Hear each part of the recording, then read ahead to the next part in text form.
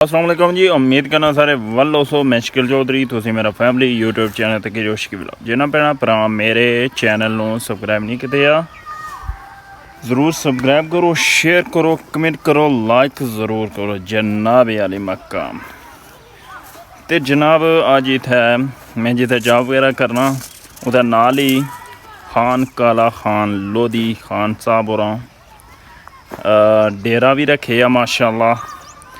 तो मंशां जो होर किसी बंदे रखी है, लेकिन उन्होंने सारे माशाअल्लाह उन्होंने मुड़े मोहसन वो इत्थै है तो कोई नहीं, उसी मैं डिगना रहा तो वो इस टाइम घर गए तो वो डंगर उसने दसा वो माल मोयशी कितना रखे आ उस तो मज़ीद तुसें दसने ऐसों तक माशाअल्लाह ए वलायती बच्छा तको माशाअल्लाह बेड़ा हूँ बनते आवे कुरबानियाँ भी लगी जासी ऐसा तको माशाअल्लाह। तो इधर भी तुसां तक्की सकने हो देसी बेड़ा तो ये भी हो सकना दवंदा लगी जाए माशाअल्लाह। तो इधर गां जड़ी है ना माशाअल्लाह माशाअल्लाह सनार है तो उधर तुम बैड़ी तक्की सकने हो माशाअल्लाह। तो खुर शुर रखी है ने इसने गदावा शावा शामी इनों बाने ने इन्हों तो मज़ीद जनाब आले मकाम इधर भी तुसां तक्की सकने हो माशाअल्लाह। गां जड़ी है ना एक क्रॉसिंग है तो इन्हों को बेसाबे सू वगैरह लाई रही है तो उधर भी तुसां माशाअल्लाह चिट्टी भी गां तक्की सकनी वो भी सनार है। ये जड़ी है ना ये वलायती बैड़ी तुसां तको माशाअल्लाह ज़बरदस्त माशाअल्लाह।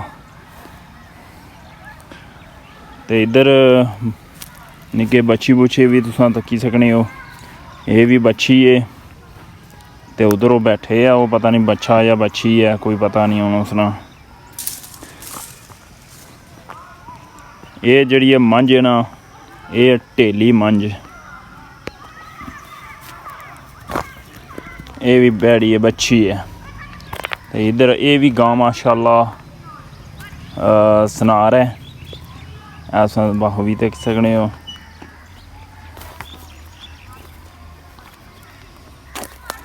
तो इधर काली बैड़ी तुम तक्की सकने हो काली तेली। मैं हूँ वल देर हो गया डीकने लेकिन वो नहीं आया व्लॉग मैं बनाई जंदा मैं ये डे जाना पिया चलो व्लॉग वगैरह बनाई ना। मज़ीद वो हूँ शाम ਨੂੰ इसी इंशाल्लाह उसने थोड़ा जहा एडवर्टाइज की नहीं इंसान इंशाल्लाह फिर ये नालो ना छुट्टी दी तो मैं भी उत्थे स्कूल दिहाड़ सारी बैठ रहा। अच्छा अच्छा जनाब वाले मकाम साथ तक सकने हो मोहसन साहब गांव में ली रहे ना मैं उसे आया फिलहाल भाई मैं कैमरा भेजी है। अच्छा तो इस निजाम चलाने जगह कोई है ठीक ना हो तो मैं आईफोन की नहीं कर केड़ा बस कर कैमरे से मैं मोबाइल लेना।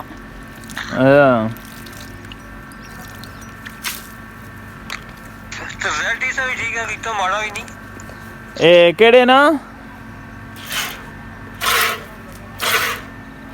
जेड़ा मैं अपना किसान ना घबरा गया अभी वैसे वो थोड़ा बैटरी का मसला है कि सुबह चीज करना।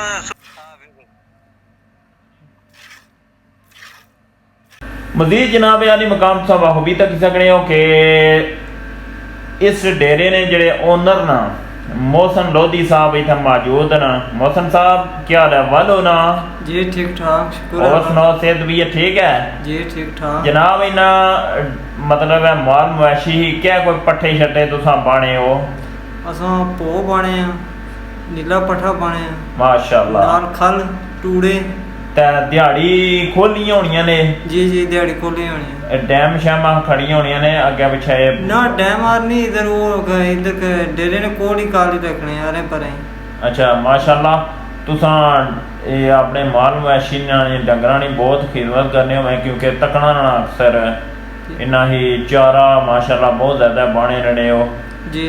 ते मज़ीद ये जड़ा ना मैं तुसें सारे डंगरां वगैरह नहीं पहले कवर करी चुकिया मैं आखिर भी जड़ा ना मोहसन साहब बचता ना तो इन्होंने थोड़ा जहा टुटायत की नहीं इंसान क्या तुसां पैगाम देना चाहते हो मेरी जी आवाम तकनी है कि माल मवेशी विच इस टाइम फ़ायदा है या नहीं, ये भी दसो जरा। बिल्कुल फ़ायदा है जी। अरा ते नाल कोई बकरियां वगैरह भी रखियां ने, खाली ही है माल में? नहीं खाली ये माल रखे है, बकरियां शकरियां कौन। माशाल्लाह तुसां ने तकरीबन 9 कितने डंगर ने इसलै निके बड़े? 13 ही गए। माशाल्लाह जी, क्योंकि ये माल मवेशी होना ये किस्म का बरकत वाला होना वै, एक किस्म का तजारती ये माल मवेशी होना वै जी। जा ते मजीद जनाब अली मकाम इस व्लॉग नहीं इत्थे ही एंडिंग करसा। अपनी दुआवां याद रखे, अल्लाह सोने वाला है।